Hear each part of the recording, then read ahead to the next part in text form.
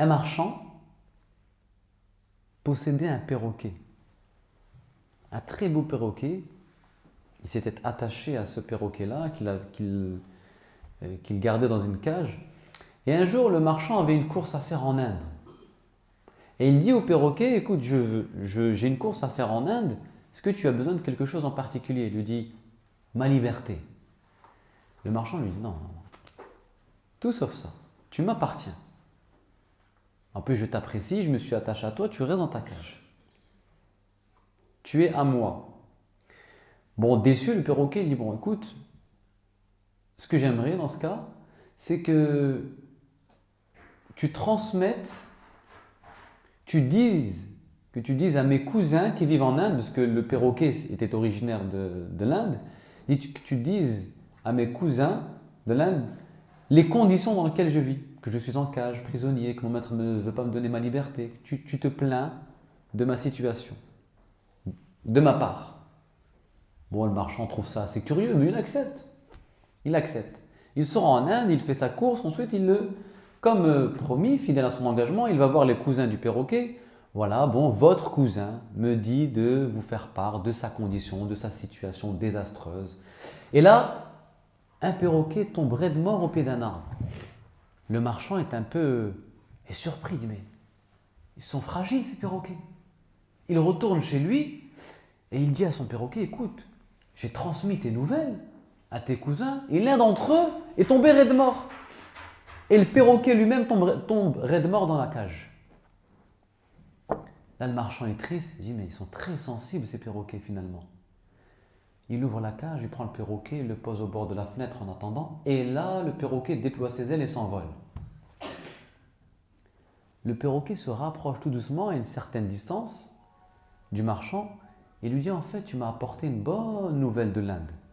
Mon cousin m'a transmis un message codé. Quel est le message codé? Je ne comprends pas. Tu veux ta liberté? Garde le silence, fais le mort. La cause de ton emprisonnement, c'est le bruit, tu parles beaucoup. Le bruit est ta prison. Tu veux ta liberté? Le silence, tais-toi, fais le mort. Et là, grâce au silence, il a pu s'élever vers le ciel, vers Dieu, vers l'azur, vers l'ineffable. Et le perroquet, en fait, c'est le symbole de quoi? C'est le symbole de la parole qui n'a pas de sens. C'est une créature qui répète des mots sans en comprendre le sens. Il ne fait qu'aligner des sons, des mots. Et le perroquet symbolise parfois notre existence. Une répétition de mots, de gestes, d'activités qui n'ont pas de signification. Parfois nous vivons tels des perroquets. On répète un certain nombre de gestes, on répète nos prières, on répète un quotidien sans signification. On répète ce que les anciens ont fait. Nous sommes des perroquets parfois.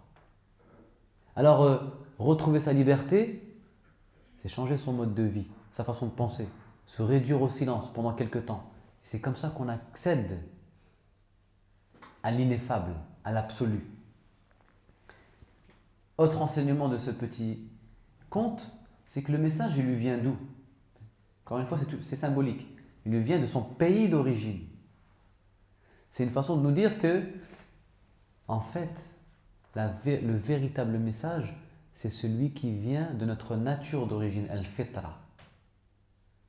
Il a fallu qu'il renoue avec ses cousins, donc avec son lieu d'origine, pour retrouver sa liberté, comme nous devons renouer avec notre état originel. L'état édénique. Quel est l'état édénique? C'est l'état de Éden avant d'avoir touché à l'arbre. Il faut retrouver cet état. La chute, elle a commencé au moment où il a touché à l'arbre. Au moment où on goûte à la vie. Au moment où on touche à cette vie, on chute. Mais qu'est-ce qu'il faut faire? Il faut retrouver l'état avant la chute. Notre état d'origine. Cette fitra, ce que nous disons depuis tout à l'heure.